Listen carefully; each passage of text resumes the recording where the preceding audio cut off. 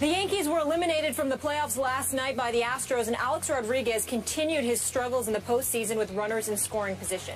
A-Rod was 0 for 2 with runners in scoring position Tuesday and is now hitless in his last 19 postseason at-bats with runners in scoring position. A-Rod is hitting .156. Again, with runners in scoring position during his postseason career, the lowest by any player in postseason history. Stephen A., what are your thoughts on A-Rod's postseason struggles?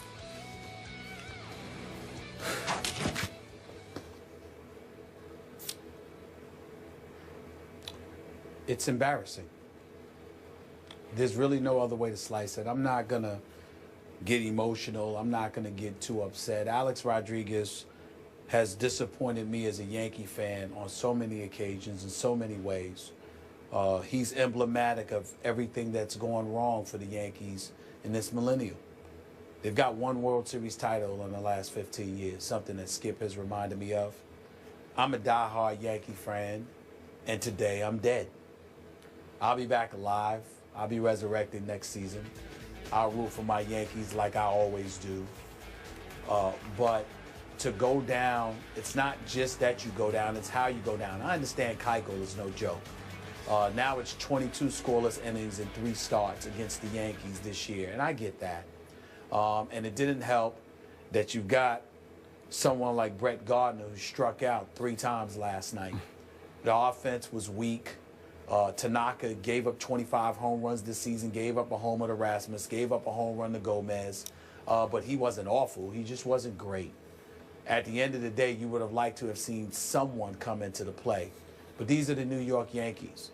And I think it was a bad omen, and I think that I hoped for, not expected, but hoped for too much. When your biggest name is Alex Rodriguez, a known cheater and an abuser of performance-enhancing drugs and a serial liar along the way, is your marquee name, and you're the New York Yankees, you have a problem. And so I think it's incumbent upon them to go out there. You still had the highest payroll for the 17th consecutive season at $200 million this year. But you got to go out and get a Bryce Harper. You got to get a caliber guy like that. You got to get a big name in box office, because Alex Rodriguez clearly ain't it. Because no matter what great Yankees we point to, Skip, they are not dudes that show up from April through September. They're the guys that show up in October. And that is not Alex Rodriguez.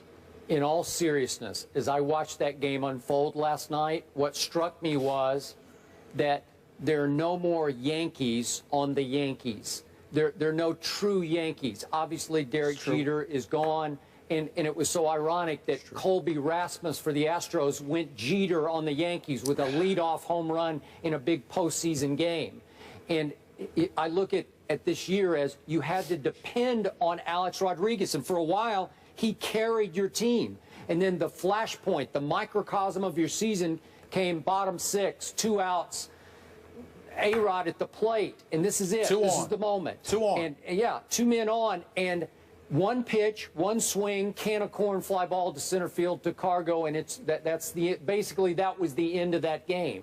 It was that moment because you had to depend on Alex Rodriguez. That's not the New York Yankees as we used to know and love them. Absolutely right. Absolutely right.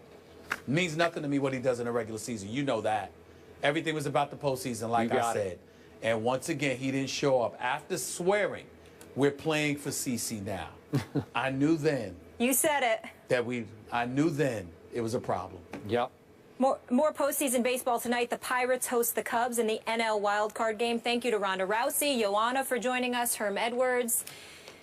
Rhonda was great today. I really enjoyed listening. She was fantastic, right? I'm going to read that book, Ender's Game.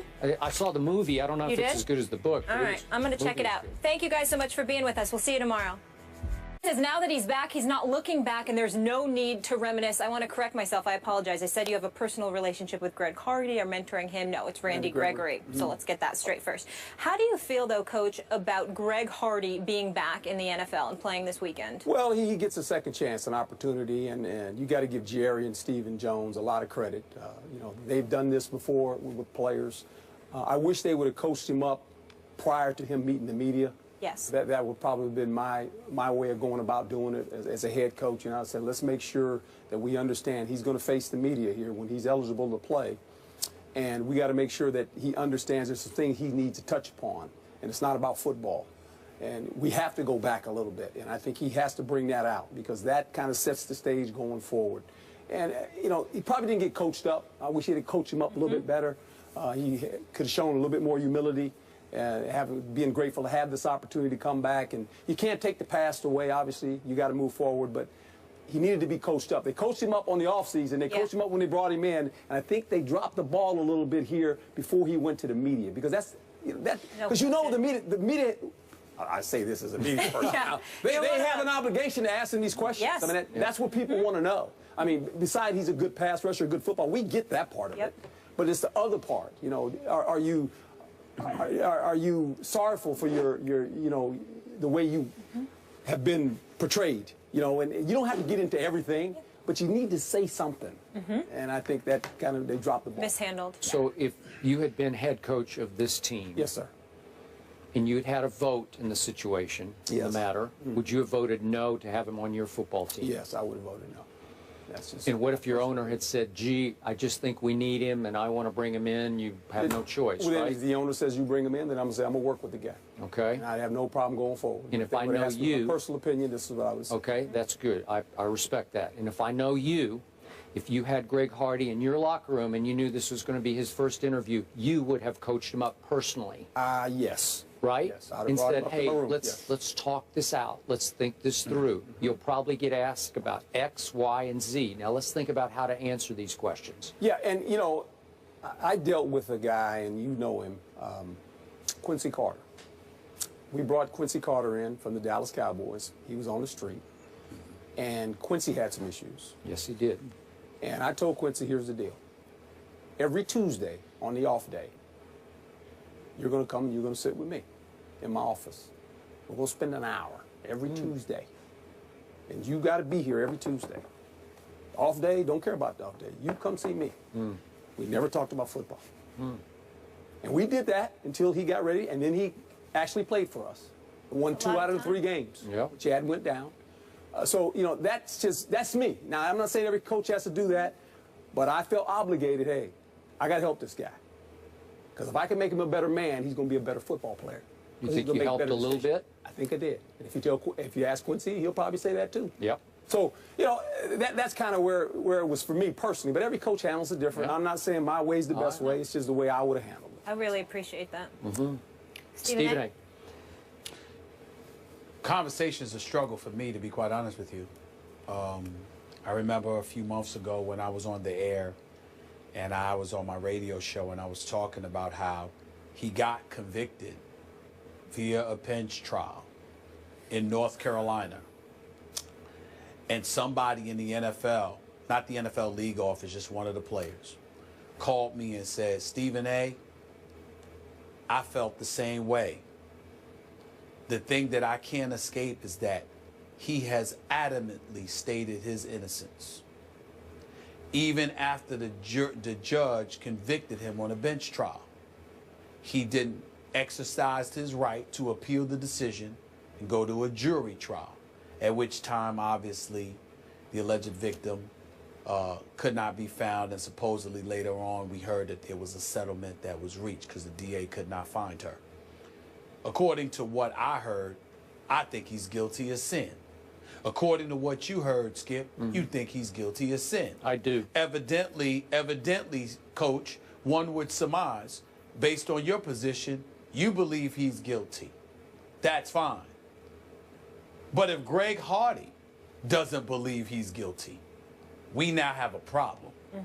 Because we have a problem because here is a guy that doesn't want to confront the issue and clearly has been coached to deflect and evade in a society where it's not going to be allowed. Whether it's via social media or the media members who are literally and officially in front of his face, who are covering the Dallas Cowboys every day, all day long, they're not going to let this go. They're not going to let Greg Hardy, and I can't believe he doesn't see this, they are not going to allow Greg Hardy to play the entire season, simply get sacks, and just move on and talk about football without ever addressing this. They won't let it happen. And if they have to get it, if they can't get it out of him, They're going to bombard Jason Garrett and the players, his teammates in that locker room, until they get something. Some level of contrition, some level of admission, some level of any kind of explanation as to what has happened. This guy, right now, I think that we need to step up, regardless in this PC world that we're living in. We have to recognize that we believe he's guilty, particularly emanating from what a judge on a bench trial in North Carolina has validated for us all. But this guy has said that he is innocent, and he has proclaimed his innocence, and he is acting like he has nothing to address. Somewhere along the way, somebody is going to have to deal with the reality that he believes along the way he didn't do something wrong. That's scary to me. It should be scary to us, no doubt. But it is a reality that we cannot escape. This guy clearly does not believe he did something wrong. You want to respond? No, you go. All right. Stephen A., thank you for what you just said. Can't tell you from my heart how much I agree with every word you just uttered. And I'm going to take it one step farther. Not only did he show zero remorse for what happened back in Carolina, clearly, he was so emboldened in his new role for his dream team, the Dallas Cowboys, lifelong dream of playing for my Dallas Cowboys. He was so emboldened, he had the audacity to use the phrase without flinching or any regret, I'm going to come out guns blazing, when we all know that his accuser testified that she was thrown onto a couch full of semi-automatic weapons. And he had the audacity, without a single ounce or flinch of regret, to talk about how attractive Tom Brady's wife is. Hope she comes to the game, hope she brings her sister and all of her friends. And then to even think the joke was so funny that he went on to say that he votes for Pro Bowl quarterbacks based on how attractive their wife or girlfriend is. Really? After all you've been through, you're going to go there already in your first Dallas Cowboy interview, the first week you're eligible to play for my Dallas Cowboys? And look, I don't want to be a hypocrite about this. My Cowboys, as you well know from your many years, they have a long history of having troubled players in their locker rooms, renegades, lawbreakers. I could go on and on. I wrote a whole book about it called God's Coach. Tom Landry had a whole locker room. You know all this. Yeah. Okay, so I don't want to be a hypocrite here, but I did tell Stephen A. to start this show. It made me ashamed, made me embarrassed, made it very difficult for me to root for my Cowboys this Sunday because I have to also root for him. And I was on the record, as Coach Herm said. I also said before Jerry signed him, I don't like it. I don't want him on my team. I think we will survive without him, and now it's almost like their season hinges upon the return of one Greg Hardy. You and Stephen A., you hit it, and I'll tell you this as we close this subject. I believe this. I've always lived my life this way. What we eventually do in the dark comes to the light. And so it'll all come to the light. No question. Sooner or later, it'll all come to the light. And as a woman, I really appreciate all your comments, remarks there, and your honesty. Thank you. Thank you.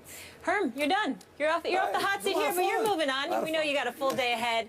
The Yankees, they're done too. One and done in the playoffs. Oh, that's too bad. Oh. That's too bad. So how much is A-Rod to blame for it? Oh, none. Stephen A., we know That's what Stephen he was going to do. That's the Yankees Stephen A. team. Yeah, it's Look, Stephen there he A.'s is. spot in New Man of the York. moment. Dallas Cowboys. We'll get into it next. Thanks, Coach. Thank you.